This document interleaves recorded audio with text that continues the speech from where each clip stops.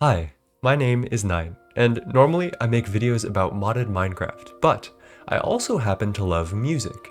Today I'm going to branch out a little with a new potential series, Nine's Soundtrack Analysis, where I analyze my favorite pieces of music from video games and film and beyond, and explain exactly what makes them so special to me. And what better a piece of music than one of my favorites of all time from the original Hollow Knight game, City of Tears.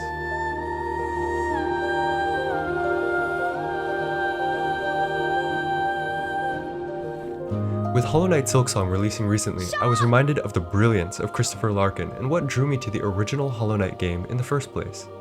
This dark and dreary track was definitely the nail in the coffin for my Hollow Knight addiction, and it represents to me the epitome of blending story and soundtrack.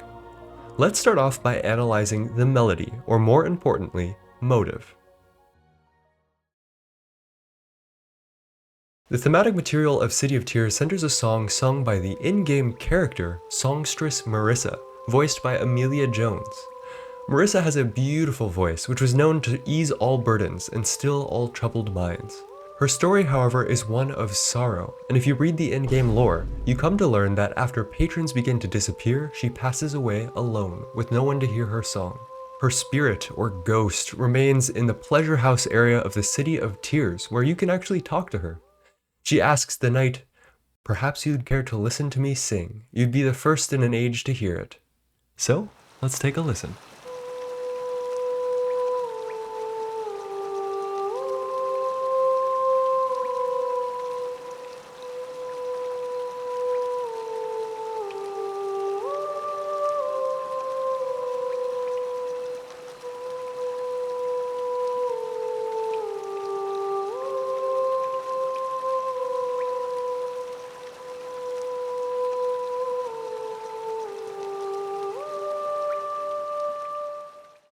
Here is the first sentence of her theme, which we can divide into phrases and fragments. This first half we can call phrase 1, and the second half we will call phrase 2. We can further divide phrase 1 into fragment A and B, although the material is quite similar. The next fragments are A and B prime, which is a repetition of B that cuts off early. Now compare this to the opening of City of Tears, where Marissa has this same melody transposed.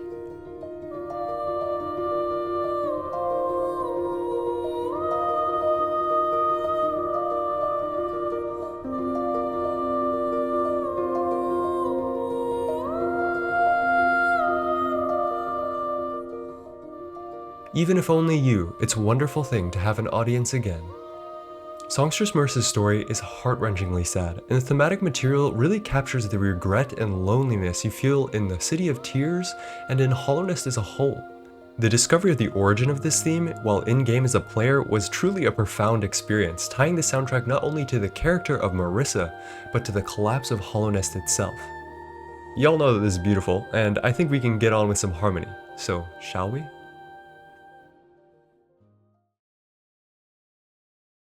I am a nerd, and I went to school to learn how to compose music, so I think it goes without saying that I love music theory.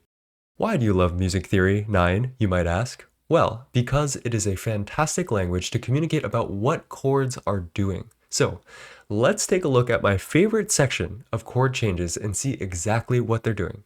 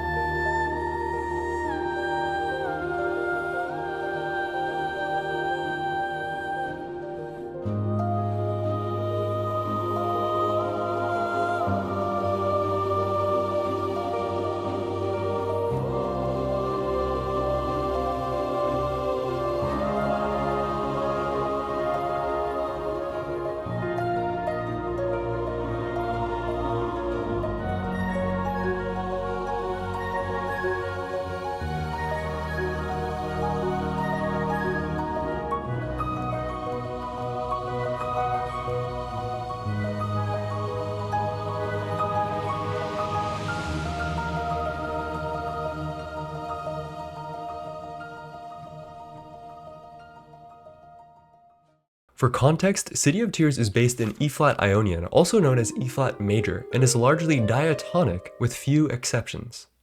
As we enter into this middle section, we gain one flat, moving from E-flat Ionian to D-flat Lydian.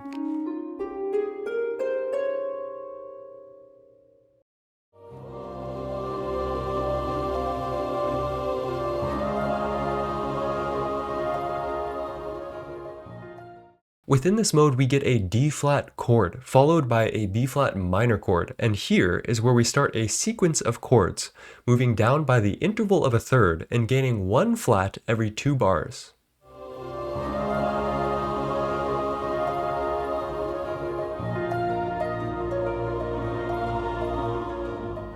The next 2 chords, obviously, are G-flat and E-flat minor 7, both existing in the G-flat Lydian mode.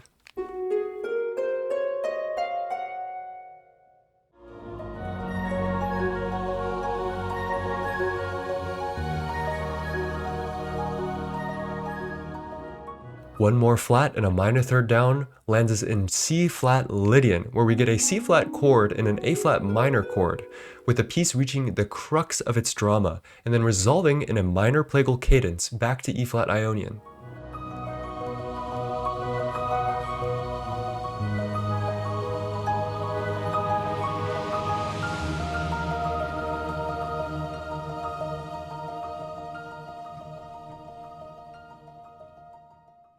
Long story short, humans evolved to seek patterns, and a part of what makes this passage so alluring to me is its use of sequence. To clarify, a musical sequence is a repetition of some phrase at a new pitch. By repeating this material but having it change each time, we consciously or subconsciously recognize it and are drawn to it. This section is also successful because it changes in a slow and measured way, adding a single flat every 2 bars. This is called the circle of fifths, and it makes for a very smooth chord progression with many common tones, which translates to a supremely satisfying set of chord changes. Not reflected by a recording is the masterful use of layering.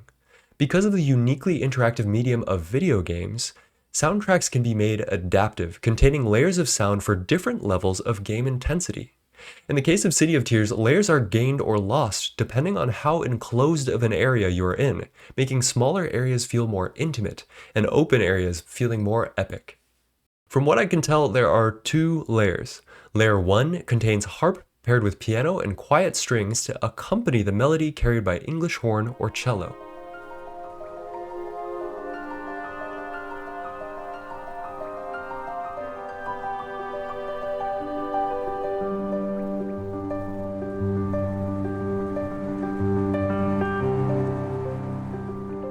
Layer 2 adds choir, more strings, subtle percussive swells, and trades the English horn for our solo soprano melody, broadening the orchestration and making big spaces feel even bigger.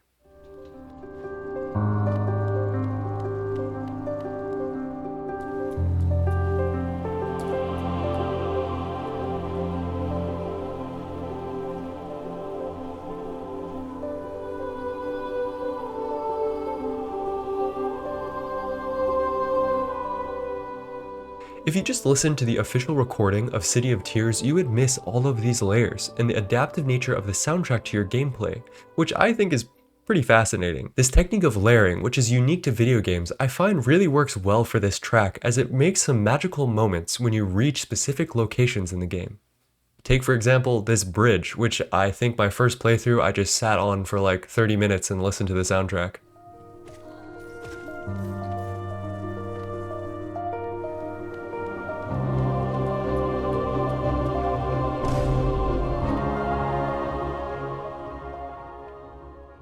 Okay, now I know that there are many more things that make City of Tears so beautiful, but these main 3 details are to me what makes the soundtrack so special, and part of why I still remember this track after all these years since Hollow Knight's release. The themes of hope in a dreary and lonely world still resonate with me today, bringing me peace in times of struggle, and I hope that they can do the same for you.